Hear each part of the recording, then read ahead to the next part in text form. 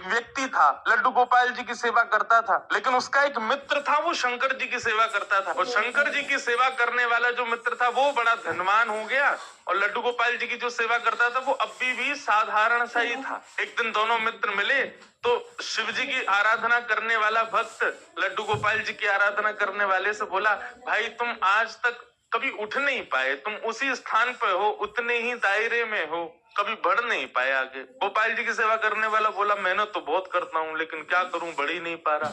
शिव आराधक ने कहा, एक काम करो, तुम अपने आराध्य बदल दो। ये तुम गोपाल जी की आराधना करते हो ना, इनकी जगह तुम शिव जी की आराधना शुरू कर दो, देखना कैसे जीवन में बदलाव आएगा। अब उस व्यक्ति ने यही किया कि गोपाल जी को ले जाकर के तो अलमारी में रख दिया, दूसरे दिन एक शंकर जी ले आया और शंकर जी का बढ़िया रुद्राभिषेक करके, त्रिपुंड लगा करके, बढ़िया ज्योत नैवेद्य आदि सब अर्पित करके, अगरबत्ती जला करके ओम नमः शिवाय का जाप करने लगा। और अब तक गोपाल जी की सेवा करता था, वो गोपाल जी अंदर बैठा दिए एक अलमारी में, उनकी सेवा बंद, ओम नमः शिवाय का जाप करने लगा।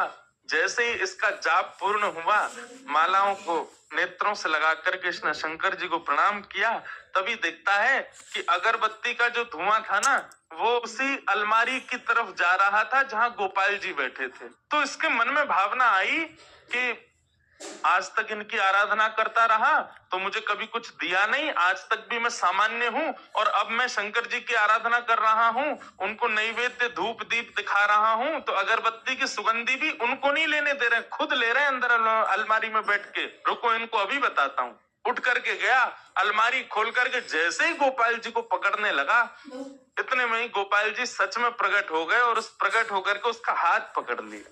जैसे ही गोपाल जी प्रकट हुए, उस भक्त ने कहा, बोले भगवान आप प्रकट हो गए? बोले हाँ प्रकट हो गए। बोले तो फिर ये तो मैं सबको बता दूंगा कि भाई शिव जी की आराधना से गोपाल जी प्रकट होते हैं। गोपाल जी बोले, नहीं भैया, हम शिव जी की आराधना से प्रकट हुए, ऐसी बात नहीं है। तुम शिव आराधना करो, सूर्य आराधना करो, चंद्र आराधना करो, किसी की भी आराधना करो, उससे हमको कोई दिक्कत नहीं है, लेकिन आज हम प्रकट किस लिए हुए ये ध्यान से सुनना। आज तक तुमने केवल हमको अष्ट धातु की एक मूर्ति समझा था, तुम्हारे मन में कभी ये भावना नहीं आती थी कि इनकी आंखें भी हैं, इनकी नाक भी है, इनकी जीभ भी है, इनके कान भी हैं, इनकी त्वचा भी है, इनके हाथ पैर भी हैं। परंतु आज जब वो अगरबत्ती का धुआं सहज ही मेरी तरफ आ गया तो तुम्हारे मन में ये भावना आई कि अगरबत्ती की सुगंधी मैं ले रहा हूं, मतलब मैं जड़ नहीं हूं, मैं चैतन्य हूं। वास्तव में शिव आराधना ने मुझे प्रकट नहीं किया, तुम्हारे हृदय में जो चैतन्यता का भाव मेरे प्रति आया है उसने मुझे प्रकट किया है। ये चैतन्य हम मानते हैं, नहीं मानते? हम मानते हैं, नहीं मानते?